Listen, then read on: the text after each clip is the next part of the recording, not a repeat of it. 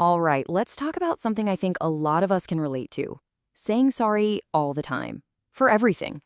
It might just seem like a weird little habit, right? But as we're about to find out, there is some seriously deep psychology going on just beneath the surface. I mean, really think about it. You're just walking along, minding your own business, somebody bumps into you, and what's the first thing out of your mouth? Oh, sorry. Sound familiar? Yeah. That little automatic moment, it's actually the key to unlocking a much bigger story about how we've learned to deal with the world around us. So, let's dive into what we can call the over-apology reflex. And trust me, this goes way beyond just being a little too polite or having a quirky habit. It's much deeper than that. For people who do this constantly, it's not even a conscious choice. It's an automatic, lightning-fast reaction that's been hardwired, literally wired, into their nervous system. And like pretty much any reflex we have, it was created for a very, very specific reason: survival. And that brings us to this core idea: thinking of the apology as a kind of emotional shield. Let's really get into what the word sorry is actually doing in these situations, because it's not what you think. Now, this quote here, this reframes everything. The sorry isn't about saying, I did something wrong. Nope.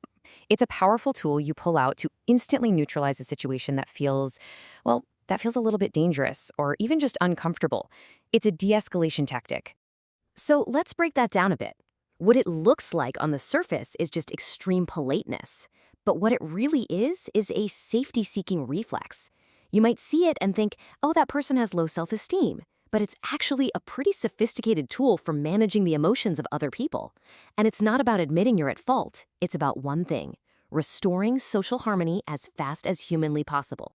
Here's a great way to think about it. It's like the person is an emotional thermostat. They're constantly scanning the room, and the second they feel the temperature rising, a little bit of tension, someone seems upset, that sorry is the quickest way to turn the dial right back down to a safe, comfortable level for everyone. So the big question is, where does a powerful reflex like this even come from? Well, to get that answer, we have to go back. We have to look at childhood, at the exact environment where the blueprint for this whole thing was first drawn up. Okay, so picture this. The process usually starts in a home that feels emotionally unpredictable, maybe even volatile. To feel safe, a child has to become an expert at reading the adults in the room, always scanning for potential trouble. And then they take on this huge job, a job no kid should have, of managing the feelings of the grown-ups just to keep the peace. And you know what they discover? That the word sorry is the fastest, most effective tool they have to diffuse a bad situation, and really, to protect themselves. There's actually a clinical term for this. It's called parentification. It's what happens when a child is essentially forced to become the parent, taking on all this adult emotional weight just to keep things stable. The over-apology reflex? It's a classic textbook symptom of this experience. But here's the catch. What happens when that kid grows up? When they're an adult living in a world that is, for the most part, safe and predictable? What's the cost when a survival skill that was once so necessary outlives its original purpose? And this, right here, is the true paradox of the over-apologizer. The exact same reflex that kept you safe, the one that protected you in a really unstable environment, that can become the very thing that holds you back and limits you in your adult life. And the long-term impacts, they're really significant. It means you're constantly minimizing your own needs, your own feelings. It makes it almost impossible to just ask for help or set a simple boundary. You find yourself automatically taking the blame for things that have nothing to do with you, and you live with this persistent, nagging feeling that you're somehow a burden on everyone around you. At its core, it's a deep struggle with accepting that you absolutely deserve to take up space in this world.